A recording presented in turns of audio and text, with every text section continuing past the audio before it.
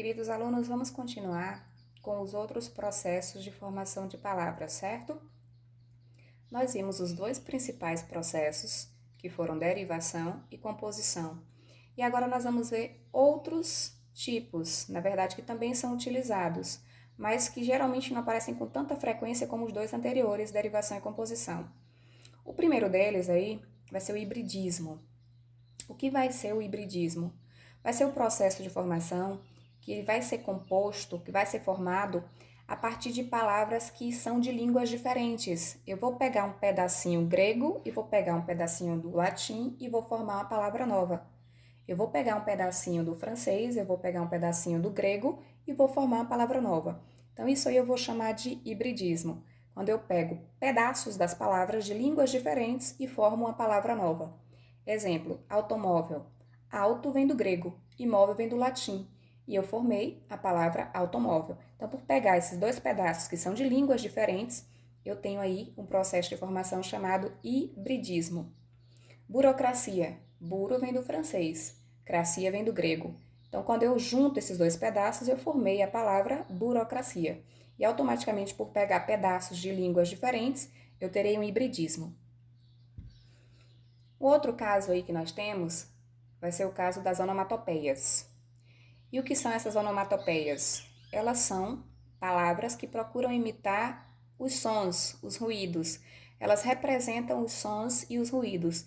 E aí são muito utilizados em textos como charges, tirinhas, gibis, HQs, né? Por quê? Porque representam justamente essa questão da sonoridade, para dar mais realidade ao texto que o autor procura nos mostrar. Então, observe aqui nos dois exemplos que eu coloquei, ó.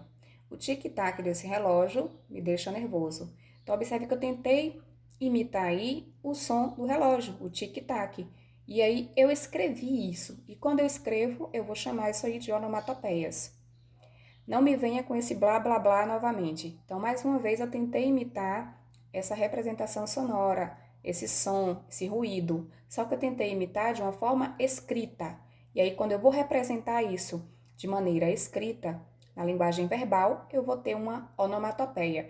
E é lógico que quem gosta muito de ler HQs ou quem gosta de assistir a desenhos animados, percebe que há uma presença gigantesca das onomatopeias nesses tipos de textos, né? E o Enem também cobra bastante, porque o Enem usa muito tirinhas, usa muito charges, e eles estão presentes, e na verdade as onomatopeias estão presentes nesses tipos de textos. Um outro tipo de processo de formação vai ser a sigla ou siglonimização. Essa palavra gigantesca aí, né? O que vai ser essa sigla? Na verdade, é como se fosse um tipo de abreviação. Só que ela vai utilizar, geralmente, as iniciais dos termos, tá? Geralmente pega-se as iniciais de cada palavra e aí usa a sigla. Exemplo, MEC, Ministério da Educação e Cultura. Pegou-se o quê? As iniciais. De Ministério M, de Educação E e de Cultura o C, e formou MEC. FGTS, Fundo de Garantia por Tempo de Serviço. Enem, Exame Nacional de Ensino Médio. Então, observe que eu peguei o quê? As iniciais dos termos e formei o que nós vamos chamar de sigla. E aí eu coloquei para vocês aí que tem vários outros exemplos que nós utilizamos no nosso dia a dia e que nem nos atentamos que são siglas, porque já tornou, na verdade, uma prática constante no nosso cotidiano, no nosso vocabulário. CPF, RG, INSS. Então, assim, são siglas que nós usamos constantemente, certo? E a redução? A redução ou abreviação vocabular vai ser o quê? Eu vou pegar a palavra em sua forma reduzida. A palavra geralmente ela é maior e eu vou pegar só um pedaço dela. Eu vou reduzir essa palavra. Exemplo, extraordinário, extra. Pneumático. Ninguém em sã consciência fala o pneumático da minha bicicleta furou, pro. Geralmente você fala o quê? O pneu furou. O pneu do carro do meu pai furou. O pneu da minha bike furou. Então, assim, há essa vontade de reduzir a palavra, porque a palavra geralmente ela é grande ou para que haja uma comunicação de maneira mais rápida. Nós usamos muita redução, principalmente na oralidade e agora veio, na verdade, uma tendência muito forte na questão da tecnologia, nas mensagens que vocês costumam mandar para as pessoas através do WhatsApp, né? Através do do Instagram. Por quê? Observe que já é uma linguagem bem reduzida para que haja essa praticidade, essa velocidade na comunicação. Então, assim, vocês, mais do que ninguém, a geração de vocês, ela é muito apta a usar esse processo que é a redução. Só que é lógico que nós vamos ter que usar o bom senso e saber quando a palavra pode ser utilizada na norma padrão de maneira reduzida. Cinematográfico, por exemplo, a palavra é cinematográfico e nós acabamos reduzindo para cinema ou para cine. Então é lógico que também você acaba ganhando tempo, porque a comunicação ela é muito rápida. Ela precisa que o outro entenda de uma maneira mais rápida. Por isso que nós utilizamos frequentemente a redução. Outro processo também, galerinha, é o neologismo, tá? Neologismo, você vai lembrar logo, neologismo, porque eu já falei várias vezes com vocês que o neologismo vai ser a criação vocabular. Nós vamos criar palavras para atender às nossas necessidades comunicativas. São palavras que até então elas na verdade não existiam e vão existir a partir daquele momento, daquela necessidade de comunicação, né? Aí eu coloquei um exemplo até interessante aqui, ó. Não entendo o que eles falam. Ou usam o internetês ou abusam do juridiquês. Claro que são palavras que não existem no nosso vocabulário, no nosso dicionário ainda, mas que foi incorporada ao nosso vocabulário de acordo com aquela necessidade comunicativa, de acordo com aquele momento. Ainda coloquei ali a cara de vocês, né? A imagem, ó. Pratique o diboísmo, ficar de boa, ficar em paz, sem estresse, sem preocupações. Então, observem que o neologismo vai ser isso. São palavras que são criadas para atender às necessidades comunicativas, certo? E o estrangeirismo? Estrangeirismo é fácil porque, assim, depois dessa revolução tecnológica, desse boom, né, tecnológico que nós obtivemos, o estrangeirismo ele ficou muito mais presente, porque assim, com o computador, com tecnologia, com internet, vieram várias palavras que são de outras línguas.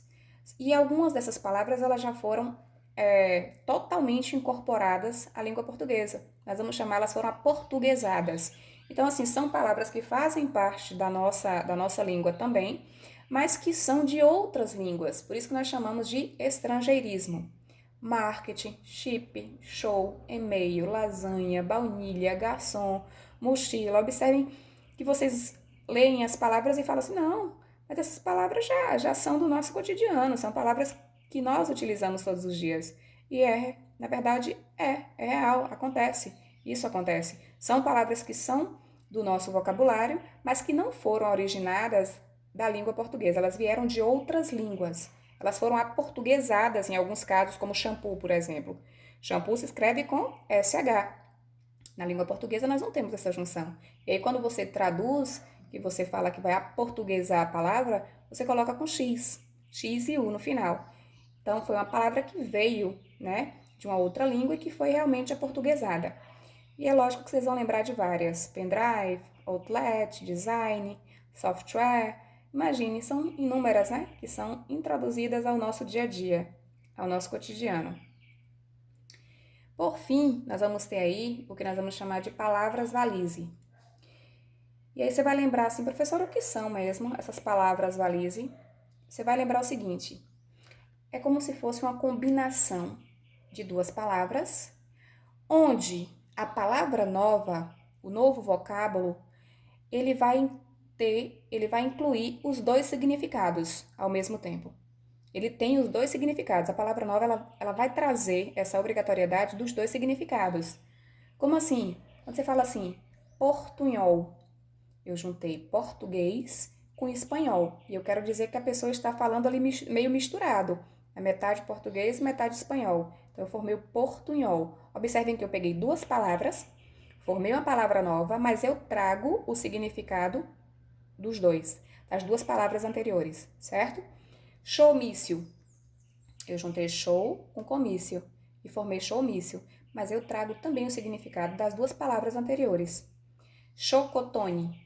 Eu na verdade juntei chocolate mais panetone e formei chocotone, mas eu tenho o significado dos dois. né, dos dois termos, das duas palavras que foram colocadas anteriormente. E aí tem uma série de palavras que nós vamos considerar palavras valise. Brasil Gaio, showmício, Grenal, Fla-Flu, bora Flamengo. Flamengo mais Fluminense, né? Lógico que o Flamengo é bem melhor, vocês sabem muito bem disso. Pescópia, pesquisa mais cópia. Essa que vocês odeiam, que eu também não gosto, aborrecente, né? Que seria aborrecer mais adolescente. É um exemplo aí, mas que eu também não concordo com isso, porque vocês não aborrecem, vocês são os amores, viu?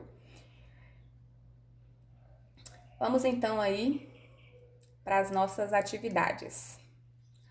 As atividades de vocês, elas estarão no módulo 2, da página 3 à página 8, tá?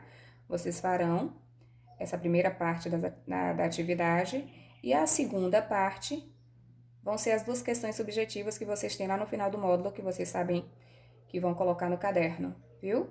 Questões 1 e 2 da página 25, só as questões que estão relacionadas ao processo de formação de palavras. Qualquer dúvida, qualquer questionamento, qualquer comentário, qualquer indagação que vocês quiserem estabelecer qualquer tipo de comunicação comigo, mande para o meu e-mail. Eu estou colocando aí o meu e-mail que eu responderei assim que receber, viu? Um beijo, fiquem com Deus, boas atividades e mantenham o hábito de estudar, certo? Não percam, na verdade, essa rotina que vocês já tinham. Um beijo para todos.